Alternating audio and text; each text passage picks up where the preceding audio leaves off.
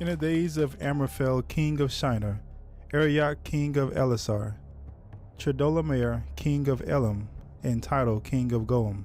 These kings made war with Bera, king of Sodom, Birsha, king of Gomorrah, Shinab, king of Admah, Shemeber, king of Zeboim, and the king of Bela, that is Zoar.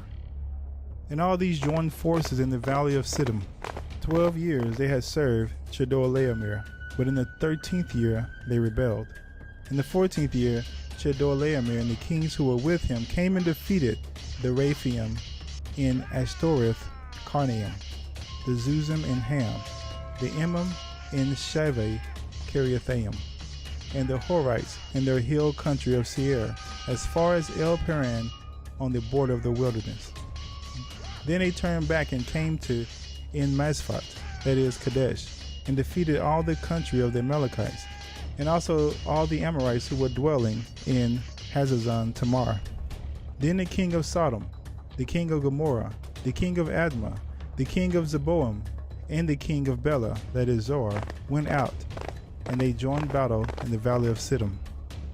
With Chedorlaomer, king of Elam, Tidal, king of Goam, Amraphel, king of Shinar, and Arioch, king of Elasar, 4 kings against 5. And the valley of Siddim was full of bitumen pits. And as the kings of Sodom and Gomorrah fled, some fell into them, and the rest fled to the hill country.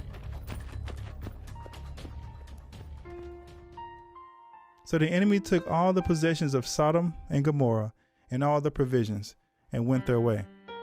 They also took Lot, the son of Abram's brother, who was dwelling in Sodom, and his possessions, and went their way.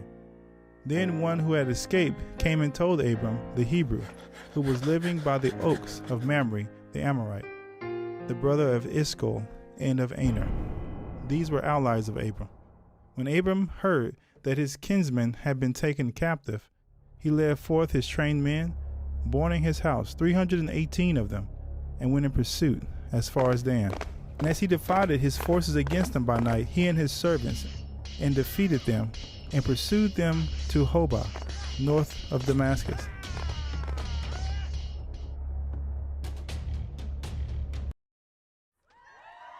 Then he brought back all the possessions, and also brought back his kinsman Lot with his possessions, and the women and the people. After his return from the defeat of Chedorlaomer and the king who were with him, the king of Sodom went out to meet him at the valley of Sheva, that is, the king's valley. And Melchizedek, king of Salem, brought out bread and wine. He was priest of God Most High. And he blessed him and said, "Blessed be Abram, the God Most High."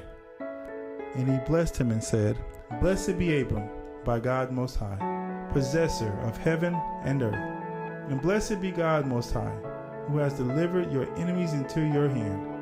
And Abram gave him 1/10 of everything.